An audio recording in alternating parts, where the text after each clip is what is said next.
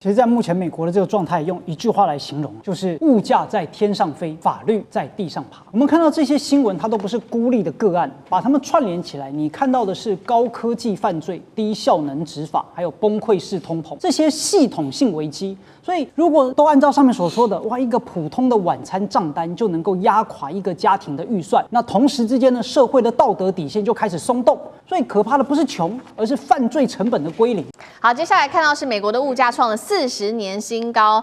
现在民众呢吃饭喜欢去这种 Happy Hour 的时间吃饭，而且呢不点主菜，改点开胃菜。上流则是社会的人过得非常的好，花钱大手笔的花钱。另外呢，这一些在日常生活中可以看到集团式的抢劫、铤而走险，竟然是在美国的这一些日常当中不断的发生。我们赶快来看到这个来自于通膨的压力。可以说袭击了消费者，当然了，全美的餐饮业在此刻也迎来了这个寒冬哦。许多美国人，我们刚刚说了嘛，正餐实在是太贵了，所以呢，他们会选在 Happy Hour 这个时候去吃饭，而且点的东西呢，就是比较便宜的、比较有优惠的，不管是小点啊、开胃菜这些，而不去点这些正餐。这是来自于《纽约时报》做的一个比较典型的，在美国的一对夫妻他们用餐的方法，也就是说呢，他们说呢，当时他们去点这个，他们在餐厅里面点餐的时候，点的是包括了炸物啊、汉堡啊，搭配这些优惠的饮品，包括这个他们的啤酒，买1送1等等。那这花费真的是大幅的降低了，到了51美元，远低于他们过去呢一般消费的价格，大概是落在75美元左右。那所以这就是美国纽约，还有包括多州现在的一些日常。那另外一方面，我们来看到通膨失控，当然呢是引爆犯罪率不断的飙升，而且是这种集团式，是这种快闪的抢劫袭击在美国多州。我们就举当中的几个例子来看，包括在加州，当时发生的事情，这都是这几天的事情。白天的时候，有10多名的蒙面歹徒突然间驾驶他们的车辆就冲进珠宝店内去做洗劫。根据了解哦，当时做洗劫的时候，88岁的店东是直接在现场，那么看到这些画面，直接就倒地哦，中风爆发。那么另外一方面，我们也看到在芝加哥的这边有一家 LV 的旗舰店，歹徒就直接撞门抢走近70万美元的商品，换算新台币2000多万元。不要说这个是精品啦，包括了这一些美国的一些比较好的海鲜货品之类的海产在运往，包括这些大闸蟹等等，在运往还有活龙虾。运往 Costco 的路上也遭到洗劫哦，他们的货柜卡车，那么总价值换算新台币也是高达了1200万元左右。赶快来看到 FBI 正式公布的一个数据，他说6人以上的犯罪模式快闪抢劫案，当时2020年大概是300宗，但是到了2024年已经到达了1096宗，数量短短的几年之内，4年、5年之内暴增了大约3倍，有超过80%的零售店业者都说，现在感觉做生意压力已经越来越大了，因为暴力事件、各种的抢劫事件频频的发生，到底怎么回事？美国真的经济还能够持续稳健的发展吗？委员怎么看？美国的经济现在显然看起来马上要面临一场这个重大的风暴跟灾难了哦。就其实，在整个经济发展的过程当中哦，像以美国为例子哦，它在整个发展的过程当中，其实它中间经历过好几次的波折。其中有很多的灾难跟危机哦，都是因为当权者，都是因为政府采取了错误的态度、错误的方法而造成的。在这个之前，我们大家都可以看得到，就是1929年美国经济大萧条，当时就是因为美国总统采取了错误的政策，他的政策现在跟川普几乎是一样的，他用关税的方式，所以导致到全球的这个货币系统大乱，然后美国经济大萧条，然后接下来你就看到了这个二次世界大战开始爆发了哦。那么我要回过头来讲说，这一次我们看到的美国面临的经济问题，它其实不是一个单一的问题哦。你如果仔细把它掰开来做一个分析的话，你会觉得它比较像是一个多重器官衰竭的问题，它是好多个层面都面临了问题，而这些问题是环环相扣的哦。比如说你发烧，我要给你吃退烧药，可退烧药会伤到你的肾哦。如果吃了退烧药，你的肾就完蛋了。可是你肾功能又要衰竭了，我要护你的肾功能，我就不能给你吃消炎药，不吃消炎药，你的肺炎怎么治呢？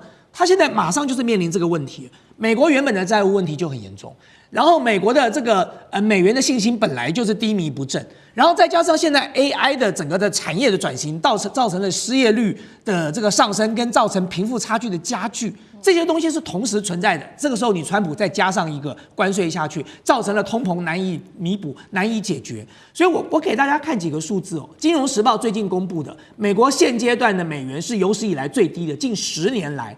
从10年来的过程当中，美元已经跌了9.6%，将近10%了。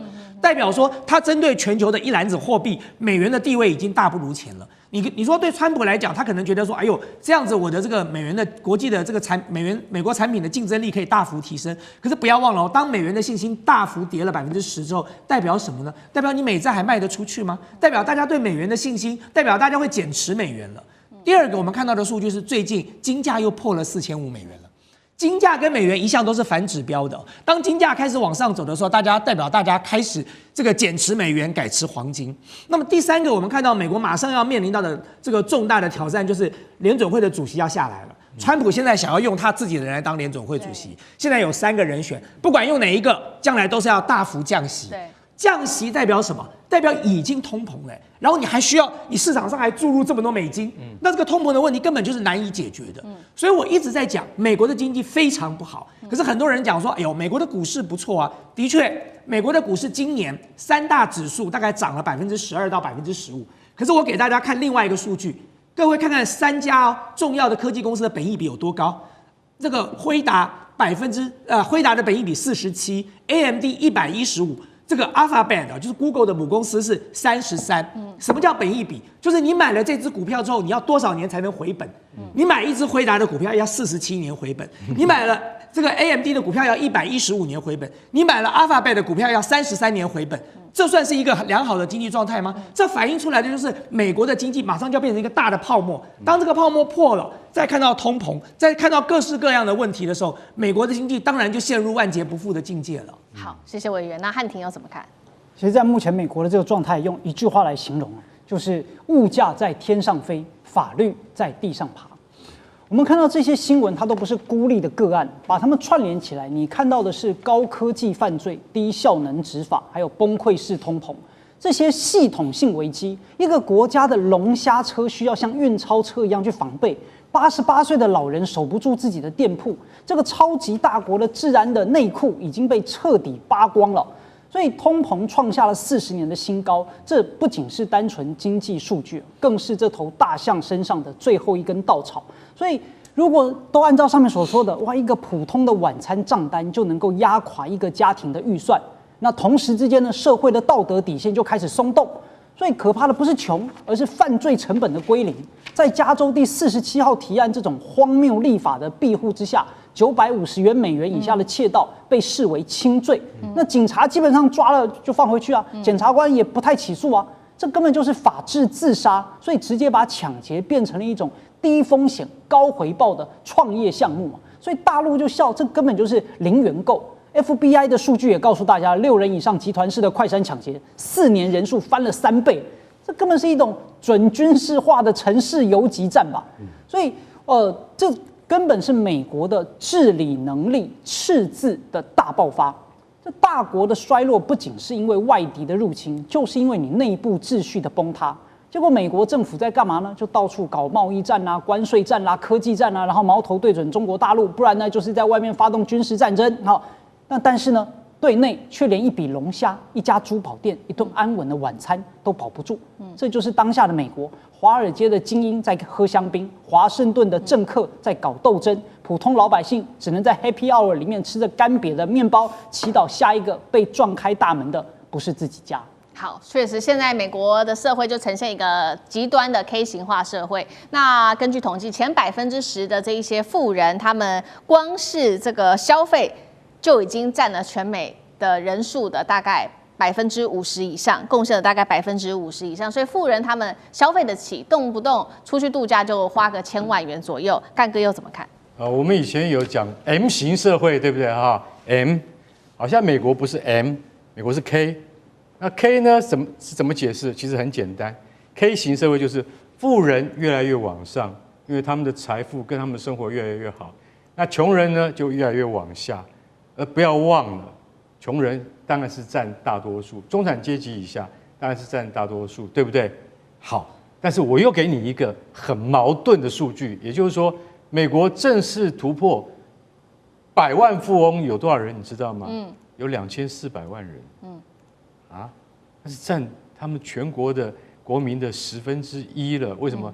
美国现在大约有2亿5千多万人，就他们竟然有2400万的100万富翁，那是账面上给你看的。为什么？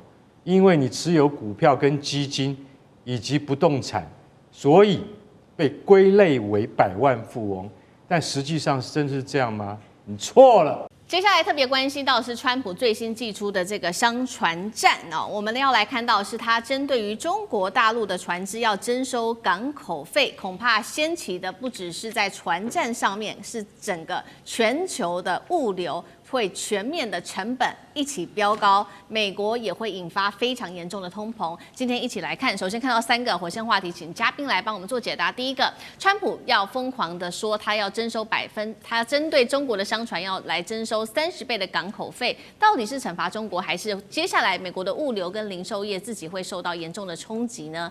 尤其是现在包括了在关税上面，包括了衣服、家电会全面的涨价。现在做了一个初步的估计，美国的家庭每个月得多花270美元，害惨了自己的人民啊！再来看到的是通膨，还有经济的停滞，恐怕会引爆的是全面性的通膨。逼近美国会不会被川普的关税战自己给逼下悬崖呢？赶快来看到最新消息。紧接着就是10月14号这一天非常的关键，因为川普会在这一天正式的对所有在大陆建造的船舶开征高额的港口费。刚刚说了，一口气暴涨到原本的30倍，这是港口接下来会有的附加费。但是要注意了，是不是真的就是会害到美国自己呢？因为美国的进口商品有80%全部都是靠着远洋运输来做船舶的运输的，所以到时候恐怕是对自己的影响会是最大的。专家也特别做了一个估计哦，现在不只是这些物流成本会增加，包括了航运业者也会承受很大的压力。明年全球10大航运业者的公司损失金额32亿美元，这当中特别关注到中国远洋海运集团自己也得承受15.3亿美元的一个资金哦。看似中国被重击，但是要知道哦，现在目前在全球的船只几乎都是中国来做建造的。去年美国自己只生产了10艘，中国大陆建造了1000艘哦。法国的达菲和其他的这些航运巨头早就已经都是使用中国的船只了。没有中国船只，那美国接下来拿什么来做运送呢？节目一开始请教苑老师怎么看川普课征的这个高额的港口费，到底能不能打击到中国的造船业，还是自己先伤害到自己呢？老师怎么看？10月14号的这个消息剩没几天了哈，这个消息老传了很久。川普做这个疯狂的举动，这个目的是为了要重建美国的船业啊，就是这个叫 Musk Make America Shipbuilding Great Again。他这个做法的话呢，只见树不见林啊，只看表面不看实质啊。他就说是凡是进了美国的运送的船只，只要是中国造的，就加征40%，这个成本要提高40%。然后呢，就是如果说其他外国船的话呢，比如说法国船开了法国的货轮开了中国的制造的船啊，成本要加高15%。听起来很简单，但是据估计。就中国来讲，以一艘船轻轻松松，一艘货柜轮就轻轻松到达20万吨的时候，就要每一次进口就要加1000万美金。如果5次的时候呢，就高达1475，一年5次。那这个数字的话呢，如果否则就不准装卸。否则不能装卸，然后原则上的计算的结果好，我跟你讲，就这个非常好笑，因为第一个的话呢，他要打击中国造船业，但是他根本不可能，因为现在全世界有70%的船，各类型的船，包含天然气运送的船，都是由中国承包的。你现在的话呢，就是结果是什么呢？结果是逼的这些人都没有办法，这些人用这些船都不可能在美国的港口靠，因为没有人愿意，因为大家知道海洋的运送，基本上海运就是为了图个成本低嘛，怎么哪里有说就你要否则大家就火车就行了，对不对？所以第一个情况它是不可能做成的事情。然后第二个的话呢，要鼓励美国造船业的结果是什么呢？结果是缓不济急，因为美国一年只生产到不到10艘，美国根本就没有造船业啊。那川普会发觉说，美国没有造船业，导致美国现在连军事上都受到很大的威胁，也没有材料，也没有工人，也没有造船业，所以在这种情况下，他就是说下猛药来治这种情况。然后呢，这个情况缓不济急，里面唯一出现的最大的麻烦就是所有美国东西都透过海湾运送的话，按照我这种计算的话呢，它成本大幅度升高。这个做法其实是非常可怕的，为什么呢？因为美国是一个贸易大国，它绝大多数产品80%以上，超过80%以上，全部都透过海洋进来的。美国的各东西两岸都是大港口。然后第三个的话呢，对于未来的话，未来的结果是非常非常难过，因为美国要经过一段时间的阵痛期，最后的话呢，要逼着川普不得不承认。美国的造船业是完蛋的，绝对没有希望的。为什么？因为美国的劳工太贵，美国的这个工作技术上来讲不行。另外，美国靠发外贸也很久，这个事情等于是说句良心话，一点都没有开玩笑。这个等于是对全世界的贸易进行大战啊！这种情况下的结果，唯一的结果是所有的贸易的国家各地往来非常频繁，唯独不能去美国。如果他要严格执行的话，最后结果我猜是不了了之了。那怎么可能搞成这个样子呢？不可思议的。好，对，所以很快的，就是在10月14号，川普说这个政策会正式的上路，到时候我们看看是不是真的成真。不止这一件事情会害到美国，还会害到全球的航运业，甚至全球的贸易都会受到严重的冲击。当然了，美国消费者首当其冲，他们现在消费者信心已经降到了数个月来的最低，从可以说是5个月来的新低。尤其有看到的是，接下来哪一些商品会大幅的增加它的金额呢？包括衣服，包括了自行车、冰箱、洗碗机、笔电会全面的缺货，再加上涨价。我们来看到一些具体的数字。首先，消费者的这个9月消费品均价已经年增了4.2%，创下7个月来新高。秋冬的衣服接下来还会预估大涨7.3%，清洁用品、毛巾到大型的家电等等，最高涨幅9%。电子产品也会受到影响6.4%。CNBC 估算了每个家庭每月多得喷出$270。共和党议员批川普啊，你的经济民族主义已经被你的政治给自杀了。干哥怎么看？对，我跟你讲哈，你看看最后那句，美国家庭平均每月多喷$270，平均对不对？我有个亲戚就住在旧金山，他上个月去沃尔玛，他出来的时候他说，我怎么算，好像我买的东西每个月都是很固定的哈，好像多了1万块台币啊，还用台币来计价，你知道？算得很准，算得很准，这多少？$300。我每个月都要买这些东西啊，那结果呢？因为那一定是民生消耗品嘛。结果呢，他现在发现说，多了300块，他是不是以后都要这样多下去？那这样怎么受得了？所以说，他是因为就是说，在3人之家，她跟她老公跟一个小孩子。如果说是一个3人之家，一个月平均要多1万，那我请问你，要更大的家庭啊，要多多少？而现在最重要的就是说，因为川普的政策，每个月要多1万。那一年多12万台币，你去算算看人民币是多少？说它有29种软商品，就你刚才讲的衣服啊、配件啊、吊饰啊，就是家里面要挂的那些东西啊。这种软商品其中有11种涨价。那硬商品呢？硬商品我跟你讲，首当其冲的，美国人最喜欢骑脚踏车，跟台湾人一样，脚踏车啦，光脚踏车跟洗衣机2种叫做硬商品啊，马上涨，而且涨幅大概在5%到8%左右，天哪，这个太多了啊！所以其中有就是说这个软商品里面，硬商品有18种里面有12种，也就是有2/3要涨价。然后在很多就是说那个财经专家他们都在算这个账，说这个账如果算到明年底的话，美国中产阶级绝对吃不消。你知道为什么？就像我刚才讲那个数字，因为那个数字只会再加大，不会变小。所以现在好事多他的经理他就说，我们现在把那些什么玩具啊那个卖的不好的东西啊那我们就把它放在那个仓库里面去了。那现在我们要改放什么？改放3温暖用的精油，高价品我们才能够创造利润。但问题是你高价品是不是因为他把那些东西撤了，然后换成高价品，那些高价品有一定的折扣，想这样子来刺激买气。可是它的成本还是转嫁到什么消费者的身上？联准会主席鲍尔他也就已经讲了，他说一般来讲的话，消费者是负担30%到40%的成本，可是将来他就不敢说了。为什么？因为现在大概是进口商跟那个零售商，他们承担了差不多60%左右，也就2/3以上的那个关税成本。但以后他一定会转嫁给消费者，消费者慢慢他就会增加这些成本支出。那听说我刚才也跟那个大千也聊天，他说在美国好莱坞拍的电影现在就说不在美国拍要征100%的关税。他们说现在他们已经真的，他们连去加拿大拍都不行，为什么？因为川普也会找到你加拿大头上来，那怎么办？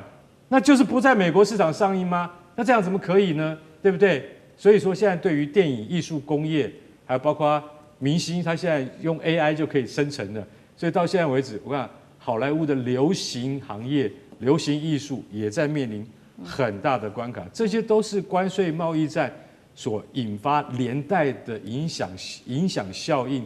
我觉得像这一场战打下去的话，对美国的中产阶级老百姓的影响是最大的，而且现在影响还看不出来，它有停止的一天。恐怕我觉得川普你应该要好好去思考说，普遍的物价上涨对于美国人而言，它是一个好事吗？还是说等到你把关税的钱都收进来的时候，你一定都会补贴给一般的老百姓呢？尤其像有一种东西叫什么食物券，美国有这种很奇怪的东西叫食物券，快要发不出来了，你就知道它很严重了。对，好，一连串的这个经济上面的影响，其实现在呢，芝加哥的联储总裁也出来警告了，现在美国正在发生的叫做停滞性的通膨，包括消费者信心已经快速的下滑，进口成本失控，还有就业放缓等等。委员怎么看这个商船战？接下来对于川普，对于整个美国的影响？我觉得川普真的好棒。真是让我们值得我们好好的给他拥戴跟赞叹。就是美国只要有了川普，美国其实就不需要敌人啦。那么川普这一次的这个港口费的征收，他当然是希望提升这个美国的造船业哦。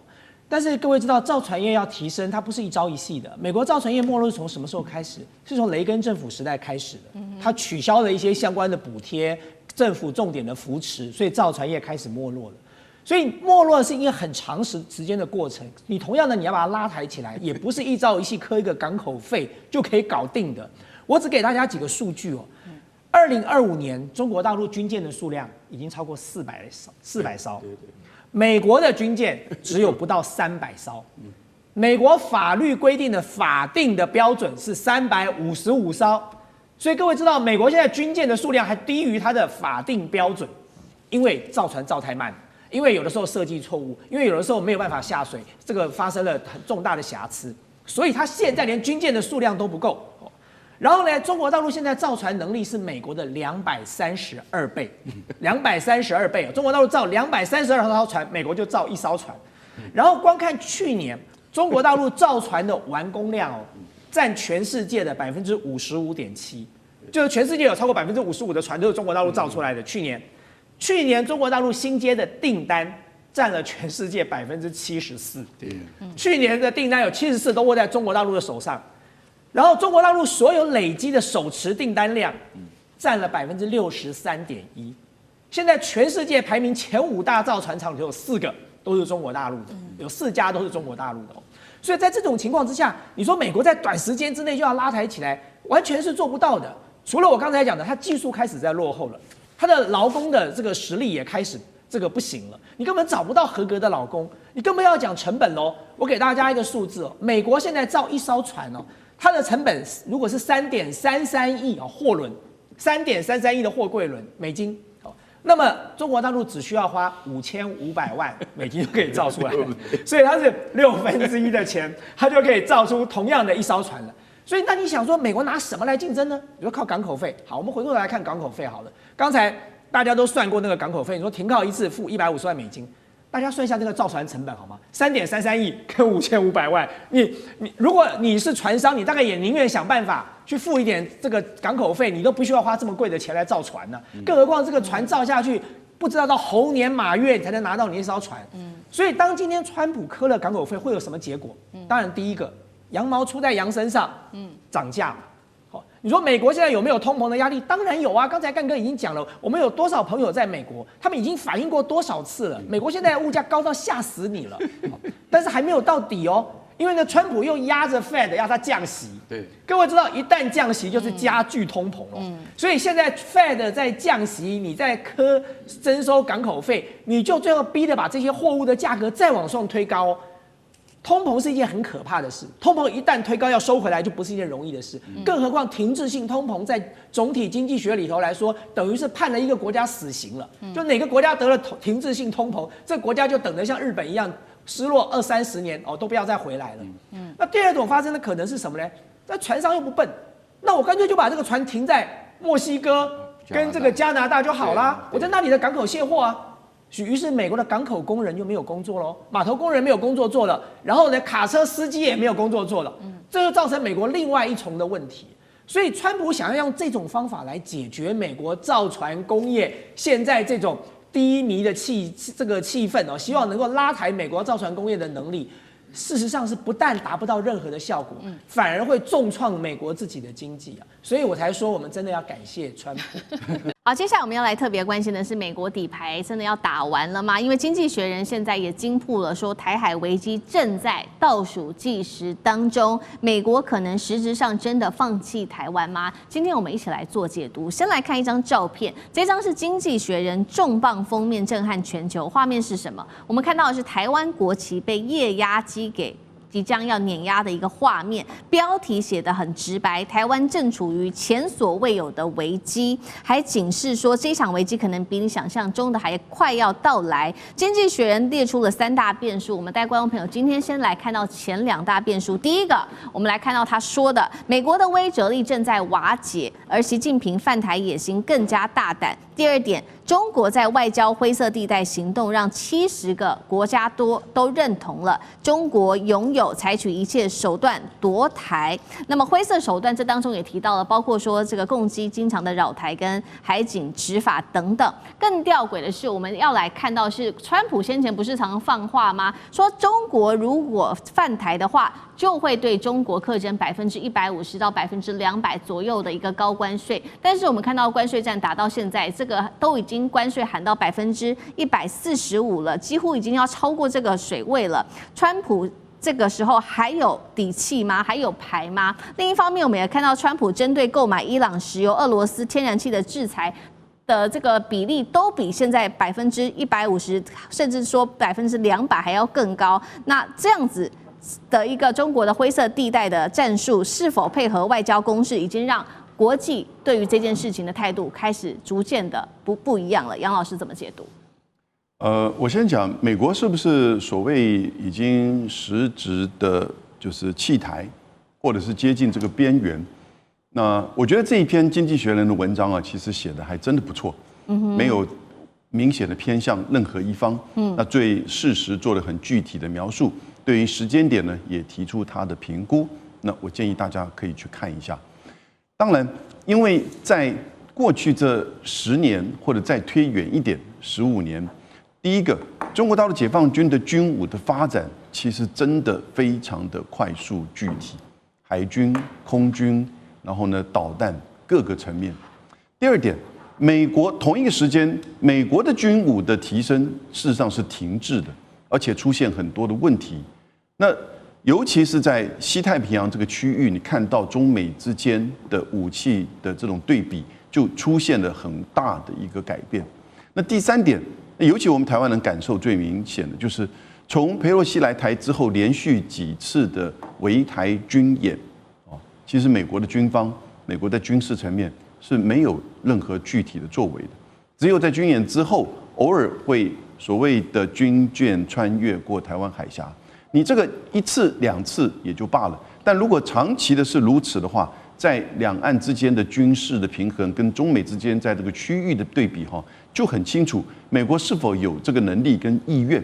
因此，从拜登到川普就看到，拜登是对空喊话说一定会来军事援台，川普就讲得很明白的大白话说，美台之间距离如此遥远，而两岸之间却只有65英里，所以这个意思，当然这讯息就很明确。那可是呢，是不是中国大陆就开始采取这个武统，还是说呢，它是用配合外交攻势，然后以及灰色地带？我们看了几次演习，的的确确是在发展这方面的作为跟能力。当然，它跟实际上的军事武器的使用或武统不是截然划分，甚至可能是一个一体性，或者是一个时间，或者是一个同时这个采取或搭配的都有可能。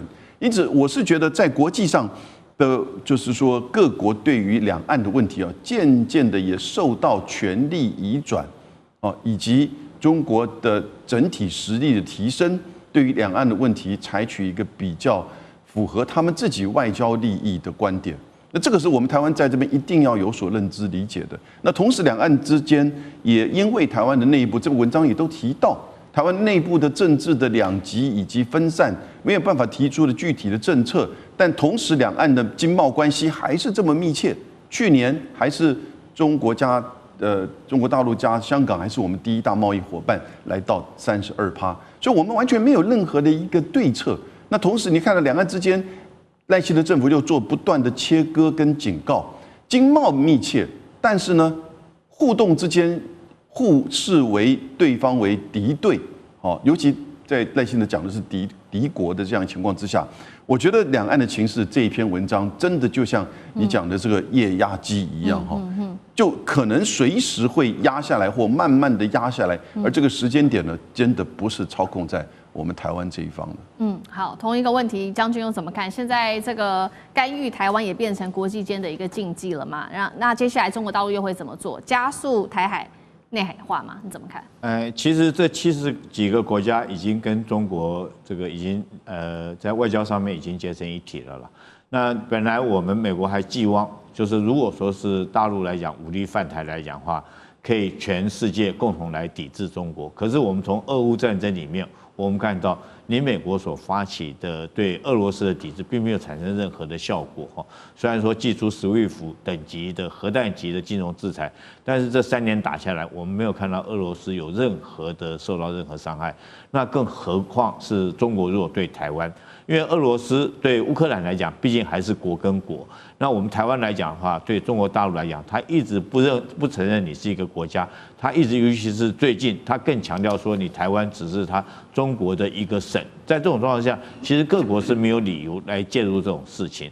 但是我们从这几次的演习，我自己很敏感的来看哈，这个我们上次今年3月份的时候，大陆对我们实施2024雷霆海峡 A 的演习来讲的话，那山东舰摆的位置就很明显的是在做一个犯台的一个演练哈，因为它这个山东舰摆的位置，那叫做反介入跟居域去止的一个战斗位置摆在那边，就是防止你美军来介入。但是没想到这是美菲肩并肩演习，那美国来讲也做这方面的演练，就是我怎么样突破巴士海峡，准备要进来，所以他派了他的所谓的这个海军陆战队滨海战斗船，在吕宋那几个小岛上面摆了所谓挪威的飞弹对舰的导弹哈，但中国也没有在理你，中国居然把山东舰开到那边去，所有的小岛距离那个小岛只有2海里，也就全部在它攻击范围之内。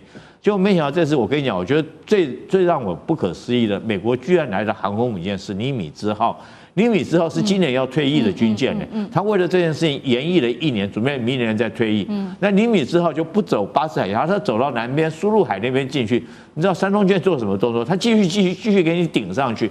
那从这种动作，我们看出来，美国来讲已经对这个解放军的作战已经有所忌讳了哈。尤其是美国国防部长赫格塞斯自己讲的，这个中国的东风导弹系列的导弹，就超高音速导弹，可以在20分钟之内集成美国所有的航空母舰。我想大概不至于吧，11艘航空母舰你都可以集成，可能不太可能。但是在第一岛链之内，确实是解放军有在地优势。那最近我特别提出一个观察，不管是从中东对不对，卡尔文森号或者杜鲁门号的飞机掉到海里或这次已经要退役的这个老爷爷尼米兹号到台湾海峡来，那我试问一句话，大家有没有注意到美国最新的航空母舰福特号在哪里？为什么福特号没有出来？它是电磁弹射的哦，它是最新型的核动力哦。为什么没出来？我觉得川普曾经讲过，对这艘航空母舰，在他第一任总统的时候，他讲了一句话，他说把这个福特号的航空母舰电磁弹射改为蒸汽弹射，所以这艘航空母舰有问题嘛？它设计了4000次才会故障一次的弹射，就400次就故障一次，一故障以后4条弹射器都不能用，所以那时候川普就曾经讲过这话。那我们不禁怀疑，这个时候这个在中东这个胡塞那边打得天昏地暗的，然后在菲律宾这边你又要跟菲律宾并肩演习，结果你把你最新的航空母舰摆在那边是什么意思？是不是真的福特号如这个川普所说的问题很大，根本就没办法弹射飞机？所以到现在为止，我们没看到福特号正式的这种服役出来执行战备任务。好，所以尤其在第一岛链这边，看起来中国大陆已经没有再害怕美国了。那关税呢？如果用经济制裁，大陆好像也不怕，因为这个川普喊出的150%到200%的关税，如果中国犯台的话，他会这么做。结果现在都已经喊到145%了。那再来看到俄乌战争，他对这个俄罗斯的 SWIFT 制裁看起来也没有什么样重大的影响。那习近平接下来还会怕吗？上这个又怎么看？川普当时讲这话的时候，其实国际间都为之。我想台湾哈，我觉得我们的国安体系应该都很就是 heartbreaking 哈，都心碎了。台湾的存亡，天平的另一端就是关税。台湾就直关税嘛哈。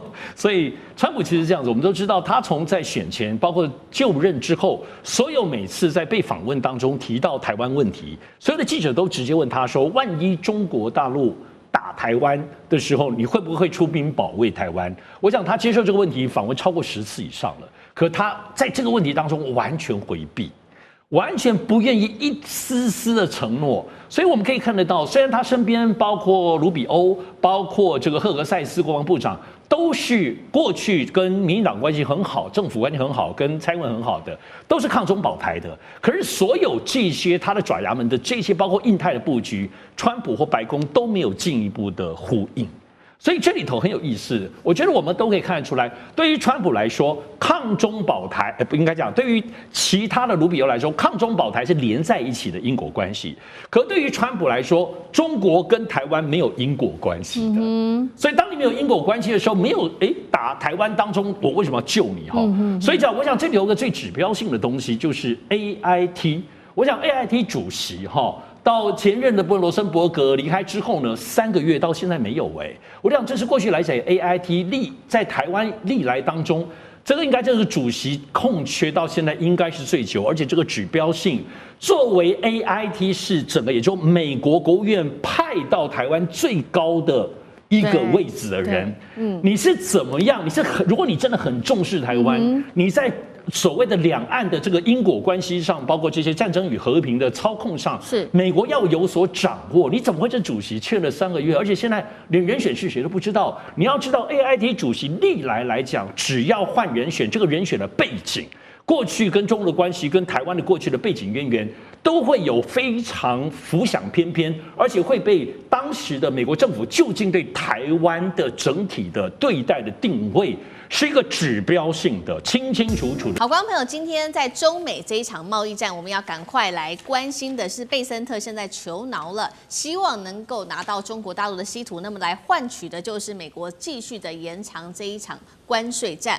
那川普则是呢，受到了这个关税战的反噬，现在接下来呀，美国会有这个圣诞节，这些商品恐怕民众自己都要买不起了，变得非常的贵，怎么回事？今天我们节目都会一起的来做解读。今天3个火线话题，请来宾来帮我们做解答的。第一个，我们来看到财长贝森特是代替川普来示软求情吗？为了换中国的稀土，现在低头求饶了。第二件事情，川普关税反制，刚刚提到了圣诞节大家都买不起东西了，民怨炸锅。第三件事情，现在习近平啊，根据美国媒体的报道是掐准了川普的命脉，他觉得说这场贸易战再继续打下去的话，接下来美国股市一定会崩溃的。那么至少会有11%的一个重大跌幅。全美22州现在已经正式陷入在经济衰退的一个状况。接下来是否重击川普的期中选举呢？川普接下来又会如何来做应对？今天都会来做解答。赶快来看到的这个是中美关税战有一个今天的反转，就是财政部长贝森特竟然是主动的这一次呢向中国提求饶了。他说，如果大陆你愿意停止实施新的稀土出口管制的话，美国呢，我们就会对你们大陆的商品暂停这个关税措施，延长3个月以上。大家就觉得说，这怎么回事呢？这个也太讽刺了吧！因为这个贝森特前几天才说呢，会针对中国的稀土管制啊，他痛批是与世界对抗。呼吁这些全球的盟友们一起对抗大陆。怎么现在美国变成第一个向中国主动低头的人了呢？其实不只是美国，向中国大陆低头，许多的国家现在也一起团结起来对抗美国。实际的例子，我们来看到的是，首先加拿大30年来第一次的从墨西哥进口新车的这个新车的数量终于正式的超过美国了，新车总额来到了7.84亿美元的金额。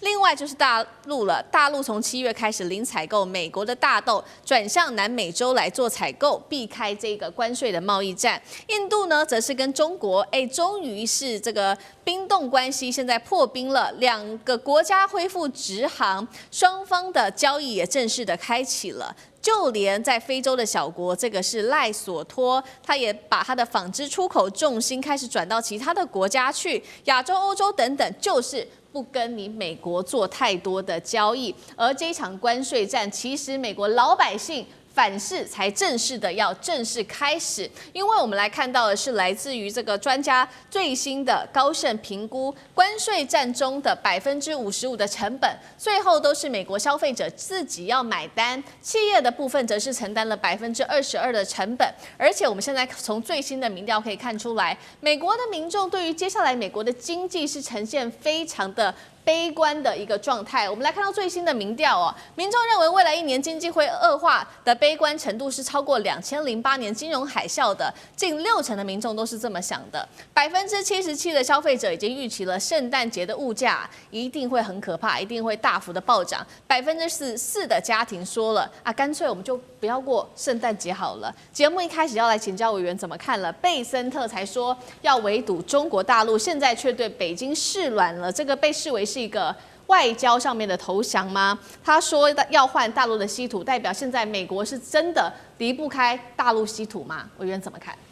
中美之间的贸易大战、科技大战，我们现在发现有一个情形，就是美国人在中国的胸膛上捶出了一个大伤口，在屁股上捶了一个大伤口，但中国直接把美国的脖子给捏住了。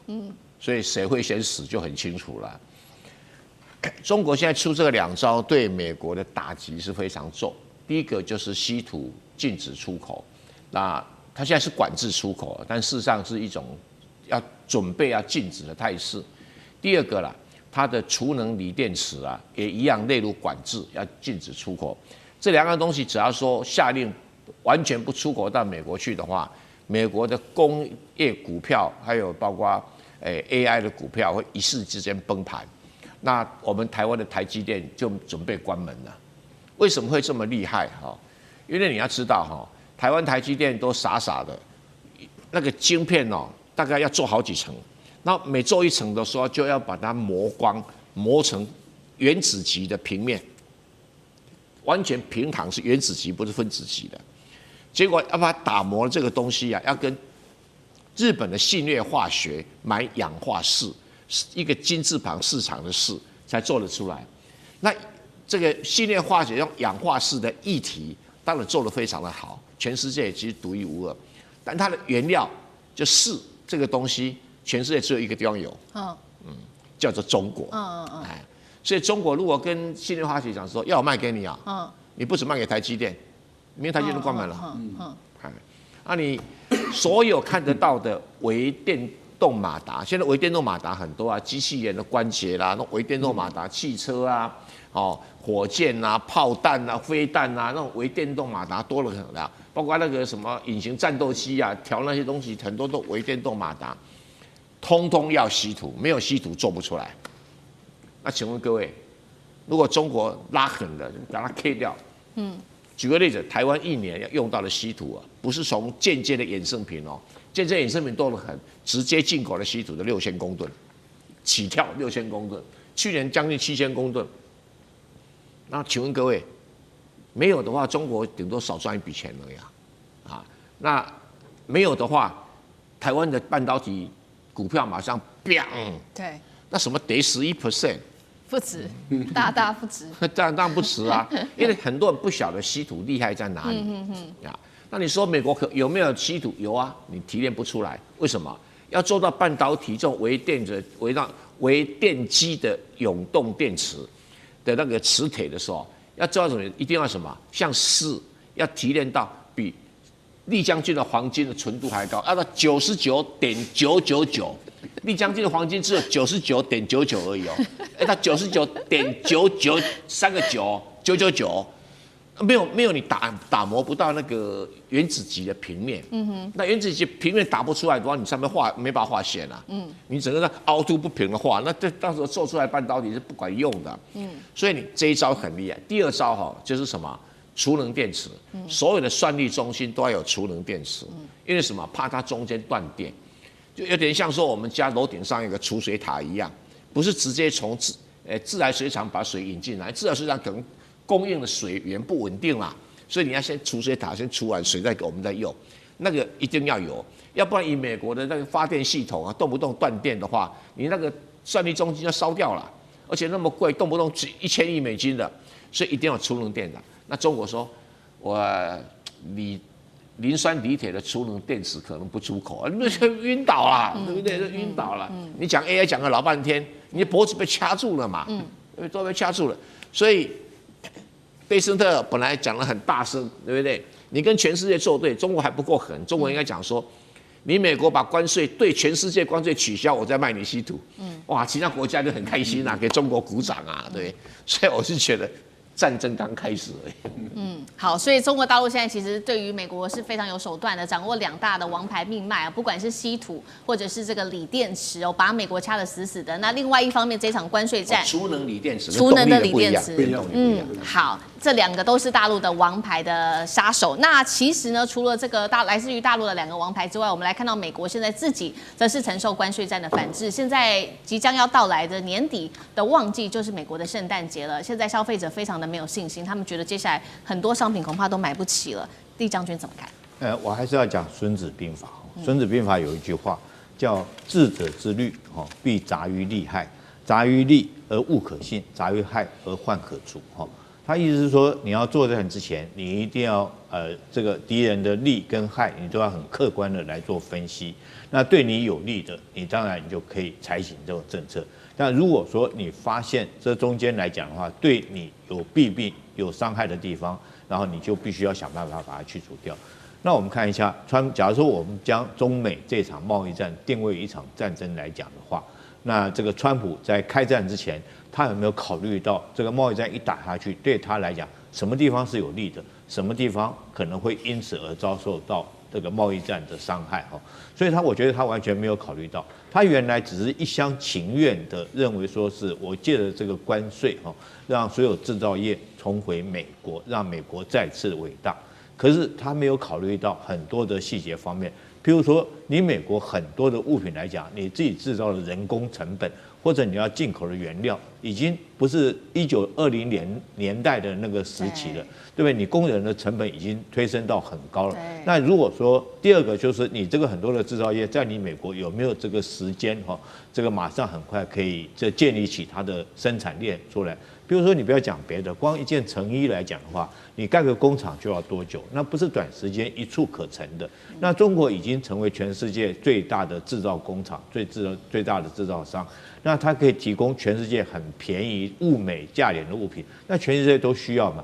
那你现在贸然实施这种关税战，你只是一昧的，只是表面上面你提高关税，把这个中国便宜的物品挡住，不让它进来。但是问题是说，你的老百姓还是需要这些物品啊，食衣住行有时候是生活必需品。你说有一些娱乐的，你可以这个减少一点，但是生活必需品你就必须要有。所以在这种状况之下，这个美国来讲的话，当然一定会推升它的物价，因为这个关税进来以后，到最后还是老百姓自己要吸收嘛。现在果然证明是如此哈，老百姓他吸收这个关税要到57%，对，然后企业来讲可能吸收22%。那不管怎么样，美国老百姓就是要吸收这么高的一个关税价格，当然推升整个物价。在这种状况下，他们评估就是今年来讲的话，圣诞节这个一般家庭来讲的话，他原来准备要这个买的东西已经比去年减少10%。本来他预定，他现在只能买平均1595美元的这个买圣诞节的礼物。你知道圣诞节在美国是非常重要的，不管是家人之间互相赠送这个礼品，或者是大人给小孩赠送礼品，晚上对不对？圣诞夜一定要在这个耶诞树下面摆一个很漂亮一个礼盒，代表全家的一个团圆所以这个对美国来讲很重要一个仪式感。那今天来讲，它就减少它的这个过节的这种金额来讲，已经比去年减少10%，这就是很明显的这个美国的一般老百姓由于这个关税的问题推升了通货膨胀，然后推升了物价让他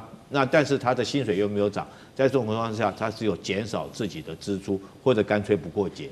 是好，所以我们看到这一场关税战，刚刚讲了一系列这个对美国的冲击，其实大从这个晶片到军工到能源产业都会受影响，小到这个一般民众的民生也都会受到严重的重击。那我们也要来看到，现在来自于《华尔街日报》的报道，他们认为说呢，现在习近平的招式就是他已经看透川普的命脉了，他知道的川普现在最害怕的就是美股暴跌，如果美股暴跌的话，再加上经济衰退，将会重击到的是这个美国接下来的期中选举。那现在呢，来自于专家也特别讲到了，这个股市一崩可能的跌幅最高，最少可能会达到11%，这是来自于大摩的市井。当然了，委员刚刚也特别补充嘛，这对于股市的冲击，如果没有稀土的话，对于接下来工业、AI 股等等，都会有非常大的一个跌幅。那现在目前呢，根据经济学家的最新统计，全美已经有22州，实际上都已经被发现陷入在衰退的状况，尤其在加州，失业率现在来到了5.5%。今年已经流失了21万个工作机会，这些都已经是实质的经济数据了。如果他们认为加州跟纽约的经济在恶化，将会拖垮整个美国的经济，这个是习近平掌握到川普最致命的弱点吗？会对于接下来期中选举有什么样的影响？那川普会怎么应对？赖老师怎么看？这个只是一部分因为我们讲的稀土管制，这个才是最重要的部分，因为大陆还有很多稀土没有拿出来，如果再慢慢的把更关键的，例如说铝这些关键的稀土再放进来的话，它可以把所有的 G7 的工业国家它的现代化，不只是 AI 它是连现代化都全部都打垮。那也就是说，你不会再是一个文明的现代化的国家了，因为你制造的所有的产品都需要各种各样的稀土。不管是镜片，不管是半导体，不管是电池，不管是风电，不管是电脑，你所有能够想象的东西，你只要是跟铁有关的，它都需要稀土。那你没有的话，你什么都做不出来。其实这个道理很简单，只是说中国大陆现在是在跟美国、跟欧洲的国家演示什么叫做实力说话。美国人很喜欢说我实力说话嘛。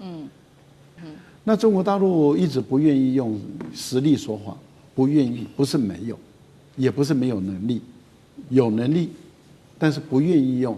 好，那现在也就是告诉你了，告诉你美国人说，那我就示范一次给你看看，什么叫做真正的实力说话。好，我们来看看川普的这段时间的讲话，已经到语无伦次了。那这代表什么意思？他没招了，没招，那也就是对于川普来讲，他只有唯一的选择，就是屈服。他没有任何路走，就是屈服。